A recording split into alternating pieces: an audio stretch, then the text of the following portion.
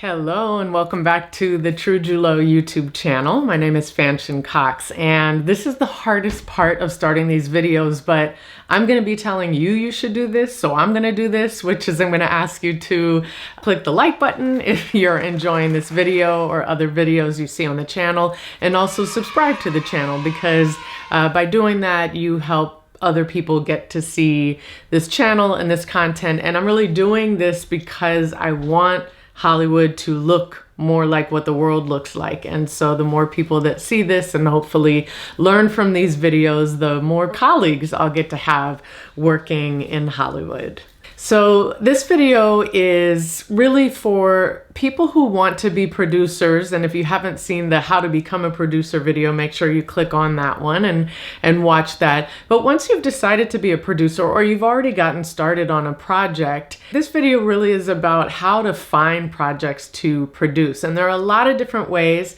So I'm going to go through some of these. Also, there will be links in the comment section down below that you can find. Follow those and find great stories to help bring to life. So the first thing that any producer can start with as they're looking for stories to tell is to think about yourself and your own stories. All of us have incredible stories that live within us. And the great thing about starting with yourself or finding stories just from your own story is that it's pretty costly to tell other people's stories. You have to get permission to tell other people's stories. But if you start with your own, that gets a lot easier.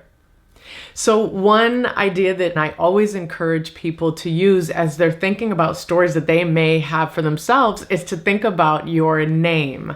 And you can think about your first name and your last name, but if you think about your first name, all of us initially anyway were named by somebody else. We didn't have any control over what our first name would be. And so I think it's a great idea to start with what is the name that you were given at birth and why. Now, I know, and I want to be sensitive, there are people, for example, who were adopted, or perhaps you were assigned a gender at birth that you don't connect with, and that name also connected to a gender that you don't identify with or that is not you. In that case, you hopefully have had the opportunity to legally change your name. And still, that's an important and interesting story to tell. It's a compelling story, whether you still have the name that you were given at birth or whether you've changed it. Start with yourself and start by exploring your name.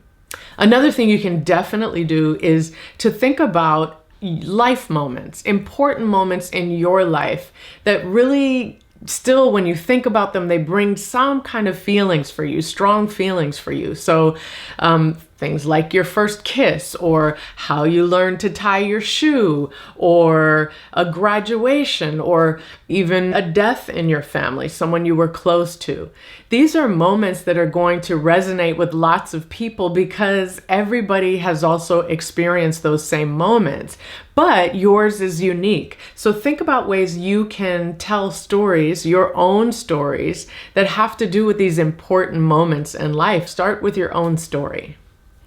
Another thing to think about, if it's coming from yourself, are just strong feelings that you have or have had. So when you think about something in your life, and if that thing brings tears to your eyes, then that probably would also have an impact on someone else. So what if you really kind of wrote out the story of that thing that brings some challenges to you to make you feel sad? Of course, wait until you're ready, right? We're not always ready to tell those stories, but if you are, and if you're in a place where you can feel your feelings and be able to write them down, that's a great place to start. What about a time that you felt awkward? I don't know anybody who didn't feel awkward in middle school.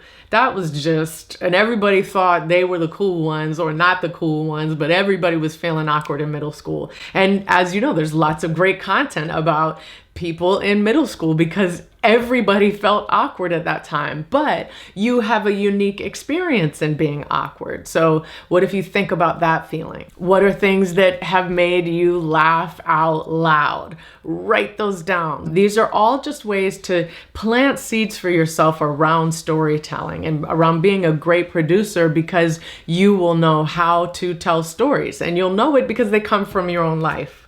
Another great thing that starts with self, starts with your own story, is to think about something that you really want to learn more about. This is particularly good if you're going to do documentary storytelling, but this can work for narrative storytelling too, or more fiction storytelling. What is something you really want to learn about? Dig in and really do all you can to learn about that, and that is a story you can tell. So a lot of producers become producers and they don't become writers because actually their stronger interest isn't so much in telling their own stories. It's in really kind of helping other people tell theirs. So now I want to talk about how you can find other people's stories to produce.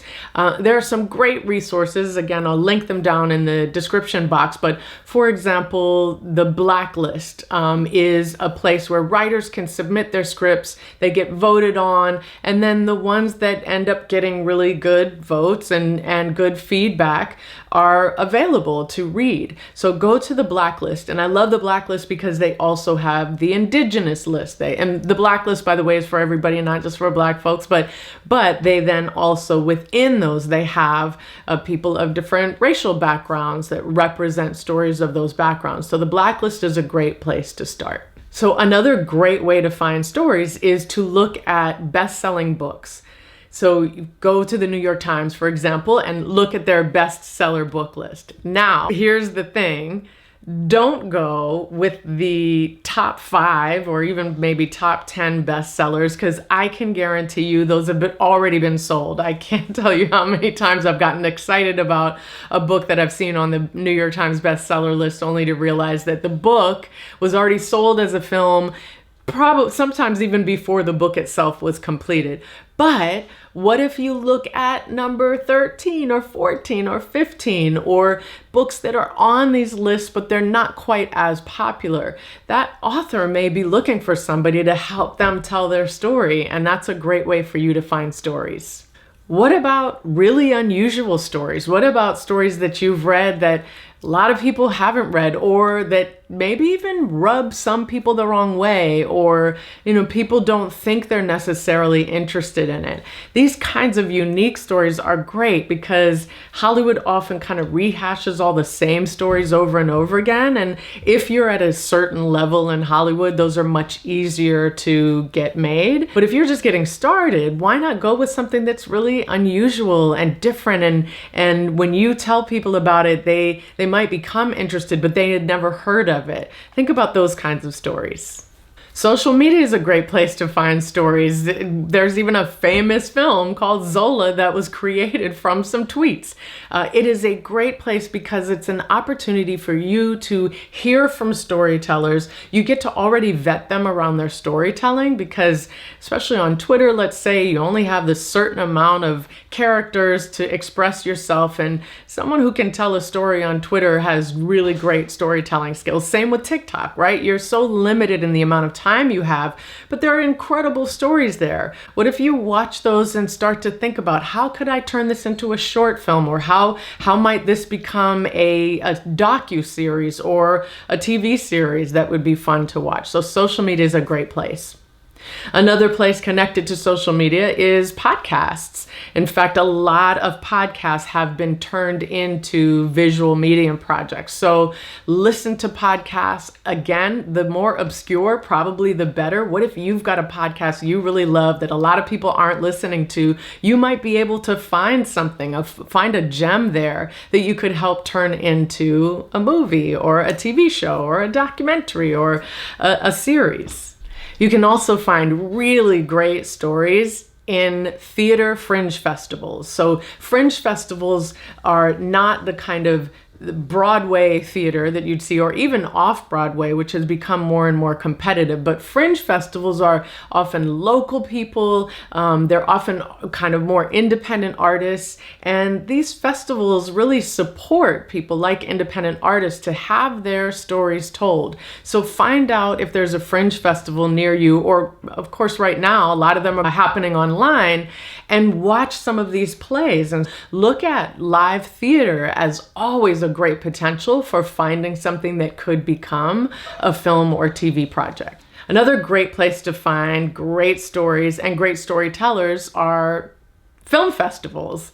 And especially I like to watch short film festivals. The shorter, the better, because I find that you can immediately get a sense of a story and also a person's storytelling abilities when they have that challenge of doing it in a short amount of time. One of my favorite festivals is HollyShorts, and they have online screeners. So definitely check out HollyShorts. Another one of my favorites is the Scout Film Festival. The reason this one is so great is because this is for young people. And I think it's from like 8 to 24 years old.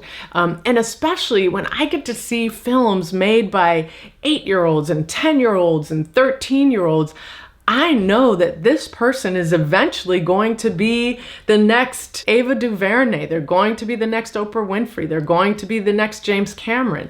Because they are already developing their storytelling skills at such a young age, we know that with the right amount of support, they're going to make it. But what if you find one of their films now and you can actually help them take what they've got now, maybe a short film, and think about expanding it into a feature film or into a series? There's so many possibilities. So absolutely check out festivals, theater festivals and film festivals. And I'm not talking the Sundances of the world or the Cannes. Those are wonderful. The truth is those projects that end up there, they've already been sold to somebody. Somebody has already expressed interest in those, and they're going to cost a lot of money. But maybe find out what are the films that are playing at those festivals where there's not a lot of buzz. Go to those films. Not only are you going to be supporting somebody who could use your support, but you're also finding a gem that the rest of Hollywood might not be paying attention to. It's a great way to find things. Film festivals and theater festivals. So find your story in yourself, the best way to find it, or in your friends and family, or in other people. Go to festivals, read lots of books, think about things that Hollywood isn't doing and needs to be doing, and then you are well on your way to having something to produce. I'm sending you so much love and respect for you pushing to be a producer, and I can't wait to see your stories. Thanks again. I'm Fanchon. Like, subscribe, and all of that, and I'll see you in the next video.